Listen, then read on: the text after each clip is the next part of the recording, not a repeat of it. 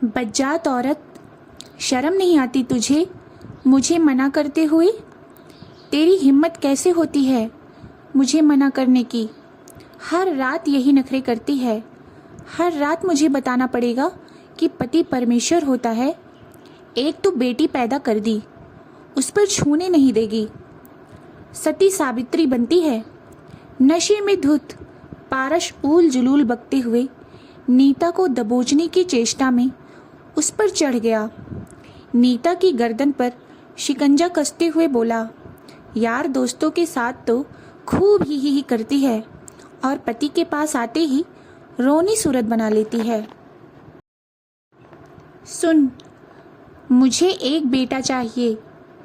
यदि सीधे से नहीं मानी तो जान ले लूँगा। नशे में चूर पारस को एहसास ही नहीं था कि उसकी नीता की गर्दन को कसकर दबा रखा है। दर्द से छटपटाती नीता खुद को छुड़ाने की कोशिश कर रही थी। अंततः उसने खुद को छुड़ाने के लिए पारस की जांघों के बीच कसकर लात मारी। दर्द से तड़पते हुए पारस एक तरफ लुढ़क गया। मौका पाती ही नीता पलंग से उतरकर भागी और फिर जोर से चिल्लाते हुए बोली, नहीं पैदा करनी तुम्हारे जैसे जानवर से एक और संतान। मेरे लिए मेरी बेटी ही सब कुछ है। पारस जब तक अपने आप को संभालता, नीता ने कमरे से बाहर आकर दरवाजे की कुंडी लगा ली। हर रात यही दोहराया जाता था, पर आज पहली बार नीता ने कोई प्रतिक्रिया दी थी। मगर अब उसे डर लग रहा था, न सिर्फ अपने लिए बल्कि अपनी 3 साल की नन्ही बिटिया के लिए भी। फिर क्या करे क्या नहीं की मनोस्थिति से उबरते हुए उसने तुरंत घर छोड़ने का फैसला ले लिया। उसने एक ऐसा फैसला लिया जिसका अंजाम वह खुद भी नहीं जानती थी, पर इतना जरूर था कि इससे बुरा तो भविष्य नहीं ही होगा। नीता ने जल्दी जल्दी अलमारी में छिपाकर रखे रुपए निकाले और फिर नन्ही गुड़िया को शॉल से ढककर घर से बाहर निकल गई। निकलते वक्त उसकी आंखों में आंसू आ गए और उसने पीछे मुड़कर नहीं देखा। वह घर जिसमें उसने 7 साल गुजार दिए थे कभी अपना हो ही नहीं पाया था। जनवरी की कड़ाके की ठंड और सन्नाटे में डूबी सड़क ने उसे ठंड से ज़्यादा डर से कपा दिया था, पर अब वापस जाने का मतलब था अपनी जान गंवाना, क्योंकि आज की उसकी प्रतिक्रिया ने पति के पौरुष को, उसके अहम को चोट पहुंचाई है और इसके लिए वह उसे कभी माफ़ नहीं करेगा। यही सोचते हुए नीता ने कदम आगे बढ़ा दिए, पर कहाँ जाए, कैसे जाए, सवाल निरंतर उसके मन में चल रहे थे। नन्ही सी गुड़िया उसके गले से चिपकी हुई ठंड से कांप रही थी। पास पड़ोस के किसी घर में जाकर वह तमाशा नहीं बनाना चाहती थी। ऑटो या किसी अन्य सवारी की तलाश में वह मुख्य सड़क तक आ चुकी थी, पर कहीं कोई नहीं था। अचानक उसे किसी का ख्याल आया कि शायद इस मुसीबत की घड़ी में वह उसकी मदद करे, पर क्या उन्हें उसकी याद होगी? कितना समय बीत गया है, कोई संपर्क भी तो नहीं रखा उसने। जो भी हो, एक बार कोशिश करके देखती हूँ, उसने मन ही मन सोचा। आसपास कोई बूथ न देख नीता थोड़ा आगे बढ़ गई। मोड़ पर ही एक निजी अस्पताल था, शायद वहाँ से फ़ोन कर सके। सामने लगे साइन बोर्ड को देखकर नीता ने आश्वस्त होकर तेजी से अपने कदम उस ओर बढ़ा दिए, पर किसी ने फ़ोन नहीं करने दिया या मयंक जी ने फ़ोन नहीं उठाया तो रात भी तो कितनी हो गई है। ये सब सोचते हुए नीता ने अस्पताल में प्रवेश किया। स्वागत कक्ष की कुर्सी पर एक नर्स बैठी ऊँघ रही थी। माफ़ कीजिएगा, अपने ठंड से जमे हाथ से उसे धीरे से हिलाते हुए नीता ने कहा। कौन है? चौंकते हुए नर्स ने पूछा। फिर नीता को बच्ची के साथ देख उसे लगा कि कोई मरीज है, अतः अपनी व्यावसायिक मुस्कान बिखेरते हुए पूछा, मैं आपकी क्या मदद कर सकती हूँ? जी, मुझे एक ज़रूरी फ़ोन करना है, नीता ने बिनती भरे स्वर में कहा। पहले तो नर्स ने आनाकानी की, पर फिर उसका मन पसीज गया, अतः उसने फ़ोन आगे कर दिया। गुड़िया को वहीं सोफे पर लिटाकर नीता ने मयंक जी का नंबर मिलाया। घंटी बजती रही, पर फ़ोन किसी ने नहीं उठाया। नीता का दिल डूबने लगा कि कहीं नंबर बदल तो नहीं गया है। अब कैसे वह बचाएगी खुद को और इस नन्ही सी जान को। उसने एक बार फिर से नंबर मिलाया। उधर घंटी बजती रही और इधर तरह तरह के संशय नीता के मन में चलते रहे। निराश होकर वह रिसीवर रखने ही वाली थी कि दूसरी तरफ से वही जानी पहचानी आवाज़ आई, हेलो। नीता सोच में पड़ गई कि बोले या नहीं। तभी फिर हेलो की आवाज़ ने उसकी तंद्रा तोड़ी, तो उसने धीरे से कहा, मैं नीता। तुमने इतनी रात के फ़ोन किया और वह भी अनजान नंबर से। सब ठीक तो है? तुम कैसी हो? गुड़िया कैसी है? पारस जी कहाँ हैं? ढेरों सवाल मयंक ने एक ही सांस में पूछ डाले। जी मैं जीवन ज्योति अस्पताल में हूँ, क्या आप अभी यहाँ आ सकते हैं? नीता ने रूंधे गले से पूछा। हाँ, मैं अभी आ रहा हूँ, तुम वहीं इंतज़ार करो, कह मयंक ने रिसीवर रख दिया। नीता ने रिसीवर रखकर नर्स से फ़ोन के भुगतान के लिए पूछा, तो नर्स ने मना करते हुए कहा, मैडम आप आराम से बैठ जाएं, लगता है आप किसी हादसे का शिकार हैं। नर्स की पैनी नज़रों को अपनी गर्दन पर महसूस कर नीता ने गर्दन को आंचल से ढक दिया। नर्स द्वारा कॉफ़ी दिए जाने पर नीता चौंक गई। पी लीजिए मैडम, बहुत ठंडी है। नर्स बोली। गरम कॉफ़ी ने नीता को थोड़ी राहत दी। फिर वह नर्स की सहृदयता पर मुस्कुरा दी। इसी बीच मयंक अस्पताल पहुंच गए। आते ही उन्होंने गुड़िया के बारे में पूछा।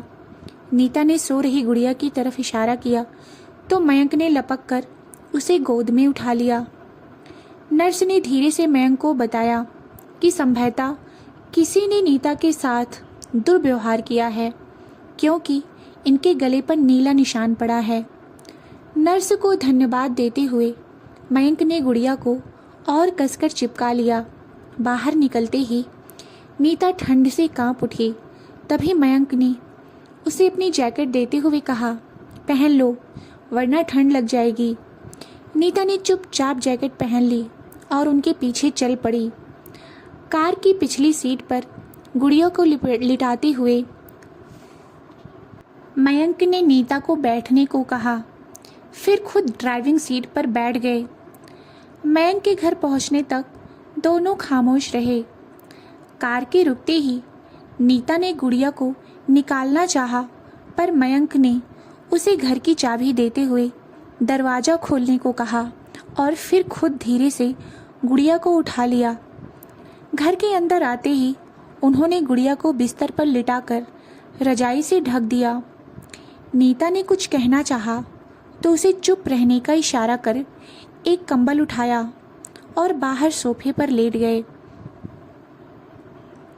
दुविधा में खड़ी नीता सोच रही थी कि इतनी ठंड में घर का मालिक बाहर सोफे पर और वह उनके बिस्तर पर इतनी रात गए। वह उनसे कोई तर्क भी नहीं करना चाहती थी, इसलिए चुपचाप गुड़िया के पास लेट गई। लेटते ही उसे एहसास हुआ कि वह बुरी तरह थक गई है। आंखें बंद करते ही नींद ने दबोच लिया। सुबह रसोई में बर्तनों की आवाज़ से नीता की नींद खुल गई। बाहर निकलकर देखा मयंक चाय नाश्ते की तैयारी कर रहे थे। नीता शॉल ओढ़कर रसोई में आई और धीरे से बोली, आप तैयार हो जाइए, यह सब कुछ मैं कर देती हूँ। मुझे आदत है, तुम थोड़ी देर और सो लो, मयंक ने जवाब दिया। नीता ने अपनी भर आई आँखों से मयंक की तरफ देखा। इन आँखों के आगे वो पहले भी हार जाते थे और आज भी हार गए। फिर चुपचाप बाहर निकल गए। मयंक के तैयार होने तक नीता ने चाय नाश्ता तैयार कर मेज पर रख दिया। नाश्ता करते हुए मयंक ने धीरे से कहा, बरसों बाद तुम्हारे हाथ का बना नाश्ता कर रहा हूँ और फिर चाय के साथ आंसू भी पी गए। जाते जाते नीता की तरफ देखकर बोले, मैं लंच ऑफिस में करता हूँ, तुम अपना और गुड़िया का ख्याल रखना और थोड़ी देर सो लेना। और फिर ऑफिस चले गए। दूर तक नीता की नज़रें उन्हें जाते हुए देखती रही, ठीक वैसे ही जैसे 3 साल पहले देखा करती थी जब वे पड़ोसी थे। तब कई बार मयंक ने नीता को पारस की क्रूरता से बचाया था। इसी दौरान दोनों के दिल में एक दूसरे के प्रति कोमल भावनाएं पनपी थी, पर नीता को उसकी मर्यादा ने और मयंक को उसके प्यार ने कभी इजहार नहीं करने दिया, क्योंकि मयंक नीता की बहुत इज्जत भी करते थे। वे नहीं चाहते थे कि उनके कारण नीता किसी मुसीबत में फंस जाए। यही सब सोचते आंखों में भर आए आंसुओं को पोंछकर नीता ने दरवाज़ा बंद किया और फिर गुड़िया के पास आकर लेट गई। पता नहीं कितनी देर सोती रही। गुड़िया के रोने से नींद खुली तो देखा 11 बज रहे थे। जल्दी से उठकर उसने गुड़िया को गर्म पानी से नहलाया और फिर दूध गर्म करके दिया। बाद में पूरे घर को व्यवस्थित कर खुद नहाने गई। पहनने को कुछ नहीं मिला तो सकुचाते हुए मयंक की अलमारी से उनका ट्रैक सूट निकाल कर पहन लिया और फिर टीवी चालू कर मयंक ऑफिस तो चले आए थे, पर नन्ही गुड़िया और नीता का ख्याल उन्हें बार बार आ रहा था। तभी उन्हें ध्यान आया कि उन दोनों के पास तो कपड़े भी नहीं हैं। नई जगह, गुड़िया भी तंग कर रही होगी। यही सब सोचकर उन्होंने आधे दिन की छुट्टी ली और फिर बाजार से दोनों के लिए गरम कपड़े, खाने का सामान लेकर वे स्टोर से बाहर निकल ही रहे थे कि एक खूबसूरत गुड़िया ने उनका ध्यान अपनी तरफ खींच लिया, तो उन्होंने उसे भी पैक करा लिया और फिर घर की तरफ चल पड़े। दरवाज़ा खोलते ही नीता चौंक गई। मयंक ने मुस्कुराते हुए सारा सामान नीचे रख दिया। नन्ही सी गुड़िया को खिलौने वाली गुड़िया दिखाई। गुड़िया खिलौने पाकर खुश हो गई और उसी में रम गई। मयंक ने नीता को सारा सामान दिखाया। बिना उससे पूछे ट्रैक सूट पहनने के लिए नीता ने माफ़ी मांगी तो मयंक ने हंसते हुए कहा, एक शर्त पर, जल्दी कुछ खिलाओ, बहुत तेज भूख लगी है। सिर हिलाते हुए नीता रसोई में घुस गई। जल्दी से पुलाव और रायता बनाने लग गई। जितनी देर उसने खाना बनाया उतनी देर तक मयंक गुड़िया के साथ खेलते रहे। एक प्लेट में पुलाव और रायता लाकर उसने मयंक को दिया। खाते खाते मयंक ने एकाएक सवाल किया, और कब तक इस तरह जीना चाहती हो? इस सवाल से सकपकाई नीता खामोश बैठी रही।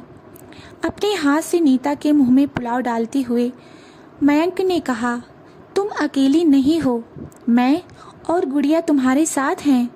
मैं जानता हूँ सभी सीमाएं टूट गई होंगी, तभी तुम इतनी रात को इस तरह से निकली। पत्नी होने का अर्थ गुलाम होना नहीं है। मैं तुम्हारी स्थिति का फ़ायदा नहीं उठाना चाहता हूँ। तुम जहाँ जाना चाहो मैं तुम्हें वहाँ सुरक्षित पहुँचा दूँगा, पर अब उस नर्क से निकलो। मयंक जानते थे नीता का अपना कहने को कोई नहीं है इस दुनिया में, वरना वह कब की इस नर्क से निकल गई होती। नीता को मयंक की बेइंतहा चाहत का अंदाज़ा था और वह जानती थी कि मयंक कभी मर्यादा का उल्लंघन नहीं करेंगे। इसीलिए तो वह इतनी रात गए उनके साथ बेझिझक आ गई थी। पारस मुझे इतनी आसानी से नहीं छोड़ेंगे, सिसकती हुई नीता ने कहा और फिर पिछली रात घटी घटना की पूरी जानकारी मयंक को दे दी। गर्दन में पड़े नीले निशान को धीरे से सहलाते हुए मयंक की आंखों में आंसू आ गए। तुमने इतनी हिम्मत दिखाई है नीता, तुम एक बार फैसला कर लो। मैं हूँ तुम्हारे साथ, मैं सब संभाल लूँगा। कहते हुए नीता को अपनी बाहों में लेकर उस नीले निशान को चूम लिया। हाँ में सिर हिलाते हुए नीता ने अपनी मौन स्वीकृति दे दी और फिर मयंक के सीने पर सिर टिका दिया। अगले ही दिन अपने वकील दोस्त की मदद से मयंक ने पारस के खिलाफ केस दायर कर दिया। सजा के डर से पारस ने चुपचाप तलाक की रजामंदी दे दी। मयंक के सीने पर सिर रखकर रोती नीता का गोरा चेहरा सिंदूरी लग रहा था। आज ही दोनों ने अपने दोस्त की मदद से रजिस्ट्रार के दफ्तर में शादी कर ली थी। निश्चिंत सी सोती नीता का दमकता चेहरा चूमते हुए मयंक ने धीरे से करवट ली कि नीता की नींद खुल गई। पूछा, क्या हुआ? कुछ चाहिए क्या? हाँ, 1 मिनट में अभी आता हूँ। बोलते हुए मयंक बाहर निकल गए और फिर कुछ ही देर में वापस आ गए। उनकी गोद में गुड़िया भी थी उनीदी सी। गुड़िया को दोनों के बीच सुलाते हुए उन्होंने कहा, हमारी बेटी हमारे पास सोएगी, कहीं और नहीं। मयंक की बात सुनकर नन्ही गुड़िया नींद में भी मुस्कुराने लग गई और मयंक के गले में हाथ डालकर फिर सो गई। बाप बेटी को ऐसे सोता देख नीता की आंखों में खुशी के आंसू आ गए। मुस्कुराते हुए उसने भी आंखें बंद कर ली नई सुबह के स्वागत के लिए। दोस्तों, यह कहानी कैसी लगी? कहानी अच्छी लगी हो तो वीडियो को लाइक करें और चैनल पर नए हैं तो चैनल को सब्सक्राइब अवश्य करें। वीडियो को एंड तक देखने के लिए बहुत बहुत धन्यवाद।